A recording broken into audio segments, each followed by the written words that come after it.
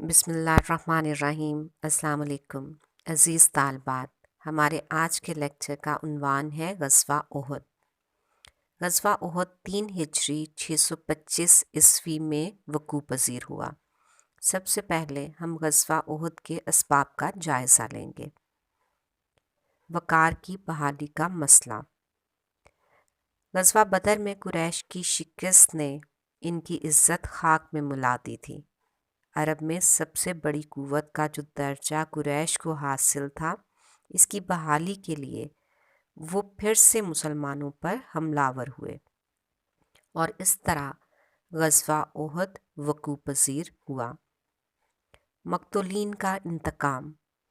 غزوہ بدر کا اصل سبب صرف ایک قریشی عمر بن الحضرمی کا قتل تھا، لیکن غزوہ بدر میں 70 قریشی ہلاک ہوئے تھے۔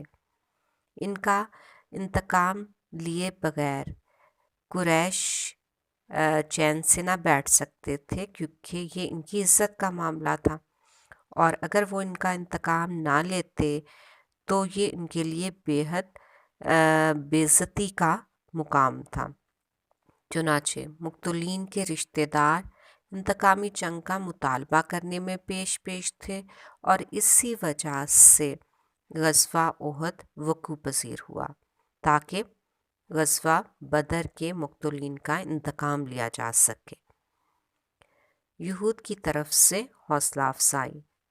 غزوہ بدر سے پہلے بھی یہود مدینہ کے قریش کے ساتھ بہت اچھے اور دوستانہ مراسم تھے۔ غزوہ بدر کے موقع پر ان کی واضح ہمدردیاں اہل مکہ کے ساتھ تھیں، لیکن غزوہ بدر کے بعد انہوں نے کھلم کھلا قریش کو انتقام لینے کے لیے مدینہ پر حملہ کرنے کی ترغیب دی۔ یہود کا سردار کعب بن اشرف خود مکہ پہنچا اور اس نے عرب کے سرداروں کی موت پر درد انگیز شاعری کی اور قریش میں انتقام کی آگ بھڑکائی۔ اس کے علاوہ انہیں ہر طرح کی امداد کا بھی یقین دلایا۔ یہود کی طرف سے حوصلہ افزائی بھی ایک بہت بڑا سبب تھا، جس کی وجہ سے غزوہ احد وقوع پذیر ہوا۔ عرب شعراء اور خواتین قریش کا پروپیگنڈا۔ قریش ان تمام وجوہات کے باوجود غزوہ بدر کو بھلا سکتے تھے، لیکن عرب کے طول و عرض سے بہت سے شاعروں نے مکہ کا رخ کیا۔ انہوں نے مقتولین کے لیے درد انگیز شاعری کی اور جنگی ترانے گائے۔ سب سے بڑھ کر پروپیگنڈا کی وہ مہم تھی جو قریشی خواتین کی طرف سے شروع کی گئی۔ اس میں طعن و تشنیع کا عنصر غالب تھا، اور عورتوں کے طعنے برداشت کرنا قریشی سرداروں کے بس کا روگ نہ تھا۔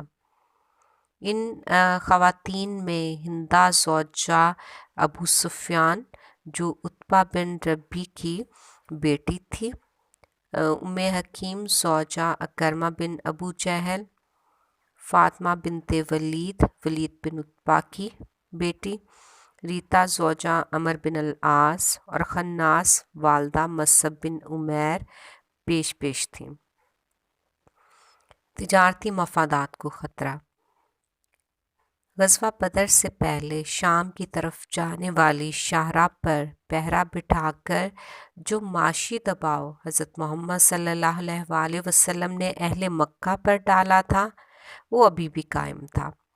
مسلمانوں نے مکہ کے ایک لشکر پر چھاپا مار کر 100 تولہ چاندی چھین لی تھی۔